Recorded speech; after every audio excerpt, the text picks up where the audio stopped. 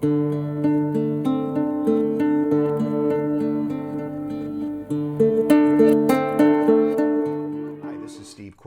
to the LivewickMedia YouTube channel.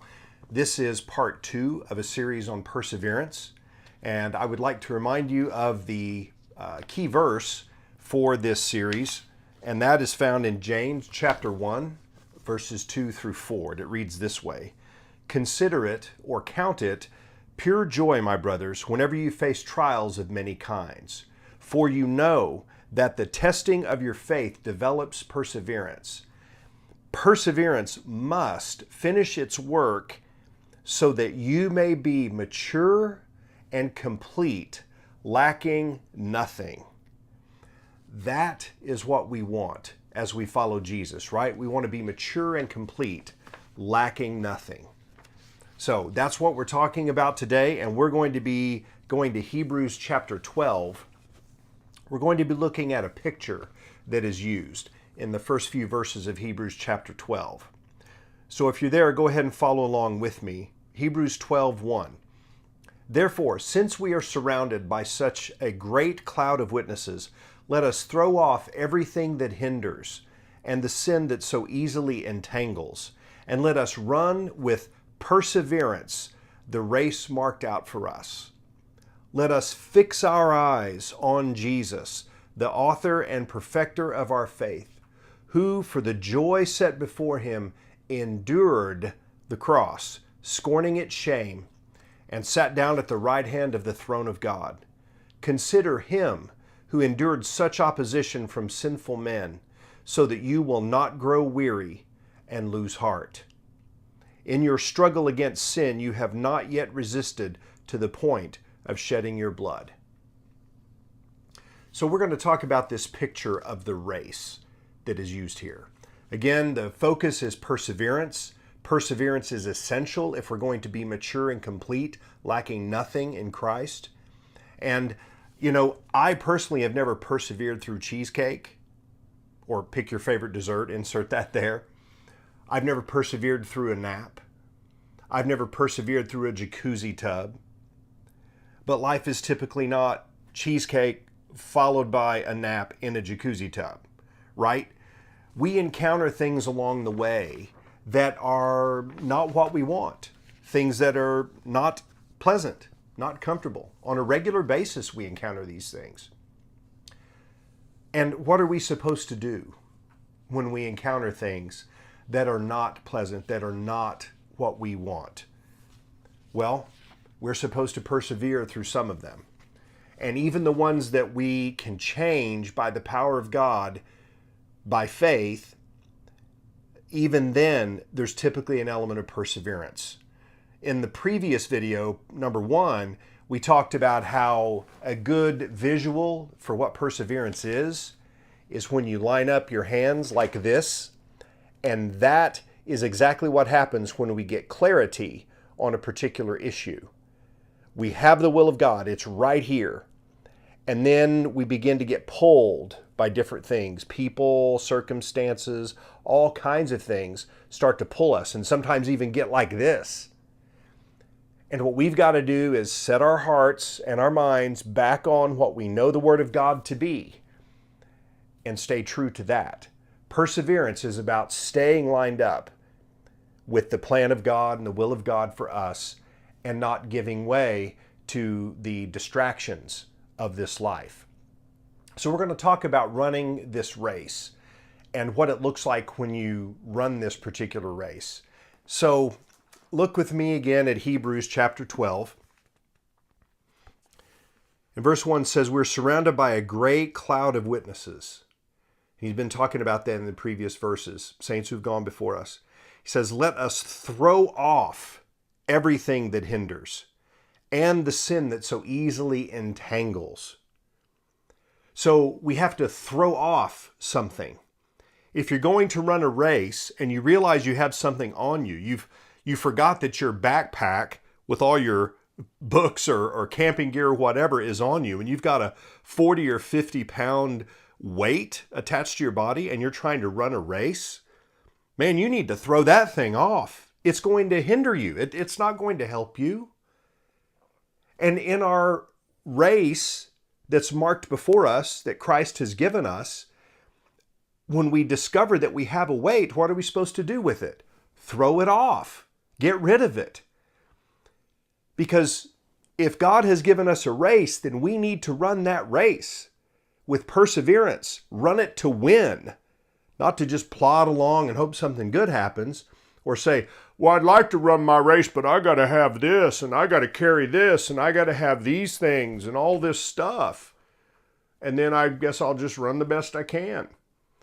I've known people, many through the years, that had things in their lives that were weeds and thorns, like we looked at before in the parable of the sower in Luke 8. And they just made a decision that, I'm not getting rid of this. And it hindered their race. The word was anemic in them, to use the garden analogy. To use the race analogy that's presented in Hebrews 12, they were running with a big backpack and clunky boots and who knows what all on them. And unfortunately, they would then complain about how hard the race was. And sometimes when that happens and you have a relationship and you point out to them, man, you need to throw some stuff off, then they get upset. What do? I mean, that's just speaking the truth in love. So we are to throw off everything that hinders, everything that hinders. And I tell you, it's this kind of focus. Please hear this from somebody that's down the road many decades in my walk with God. I'm no genius. I'm not some spiritual giant. I'm just a person, just a guy, okay, that wants to walk close with Jesus. I want every day to count, every minute. He is the reason that I breathe. And I trust He's the reason you breathe. And you want to live for Him effectively. Know, brother and sister, that He has a race for you, and it unfolds one day at a time. And you, just as you are in this here and now, have a race laid out before you. And it's important that you run that race, that you walk that path, that you apply yourself today, not in your strength, in His strength. And when, not if, in my experience, when He shows you, like He does me, hey, here's the thing that's a weight. You know what you need to do. What is that? Throw it off. Okay? So, throw off everything that hinders and the sin that so easily entangles. See, when we identify sin, that should be easy for us to note and say, hey, this sin is entangling me. Clearly, it's sin. Get rid of it. But sometimes the weights are a little harder to pitch off of us because they're not sin, they're just a weight. Things that maybe a hobby that's gotten way too big. Or like in my own experience, sometimes I get fixated on a thing, even a good thing. And then when I get too fixated on that, you know what happens? It starts to get too big in my inner life, in my garden. It starts to get outside its appropriate boundaries. That starts to become a hindrance for me. And that didn't just happen 20 years ago. That's happened recently with me. So we're all in this together. Let's encourage one another and help each other run our race. Okay. So lay aside the sin that so easily entangles and let us run with perseverance the race marked out for us. There's perseverance again. We have to persevere. It's easy to start things, harder to finish, correct?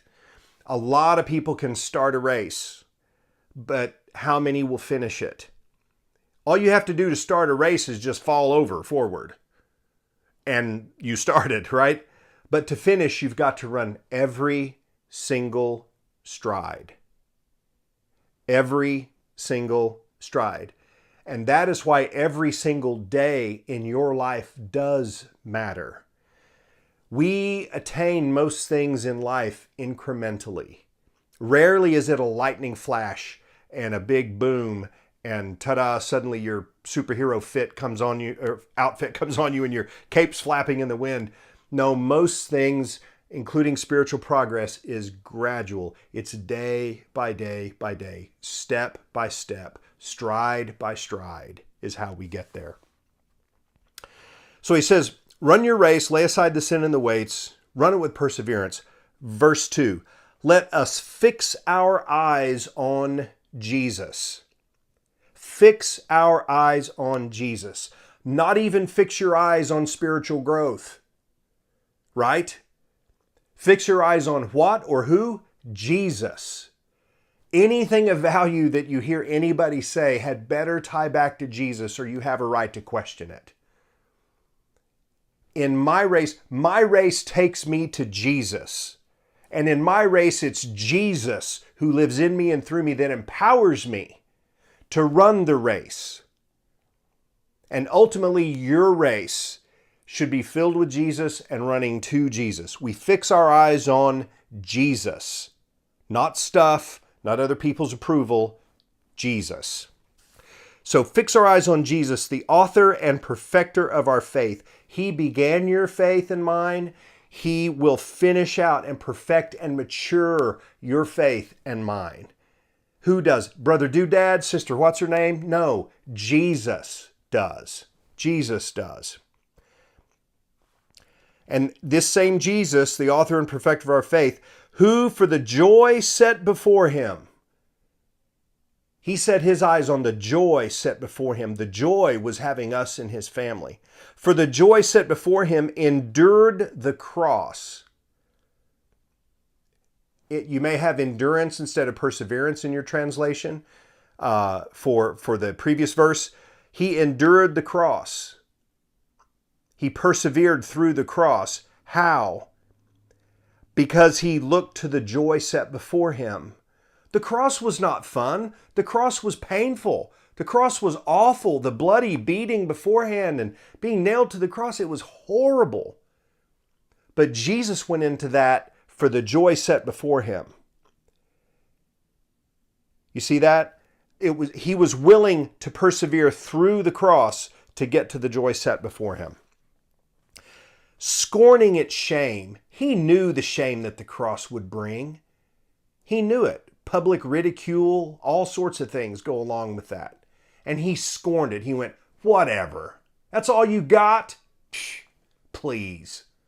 For the joy set before me, for doing what my Father sent me to earth to do, for rescuing these people from darkness and bringing them into light, giving them new life, giving them a life full of me and my spirit, and a path to walk and a race to run and a field to work and relationships that are healthy. Yeah, I'll endure that. I'll persevere through that. There'll be shame. Whoo, really, shame. That's all you got? Whatever. That's what scorn is. It's just like, please. That's how Jesus looked at the cross, scorning its shame.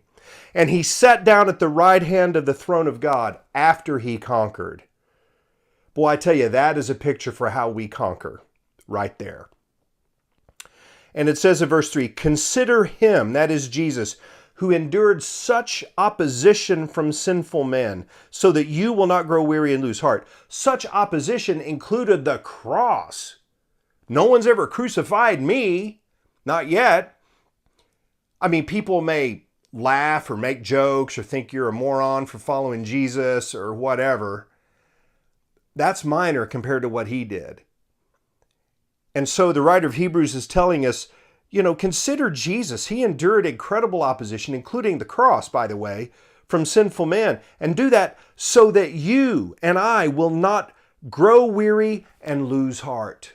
We won't grow weary and lose heart, which means we're going to persevere.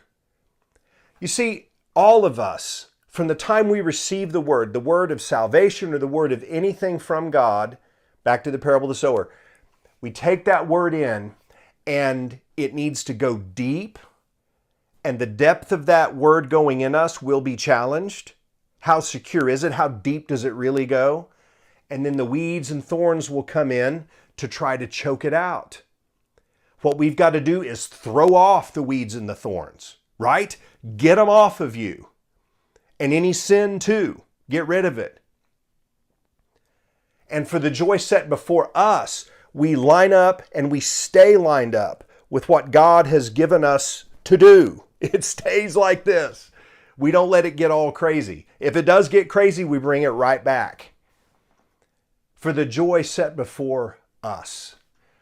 So you and I have a race, and we have to run it with perseverance. by fixing our eyes on Jesus, the author and finisher of our faith, who showed us how this works, who showed us what it is to have the word from God and to start the race, to run it with perseverance, stay focused, and get to the end where he sat down at the right hand of the Father.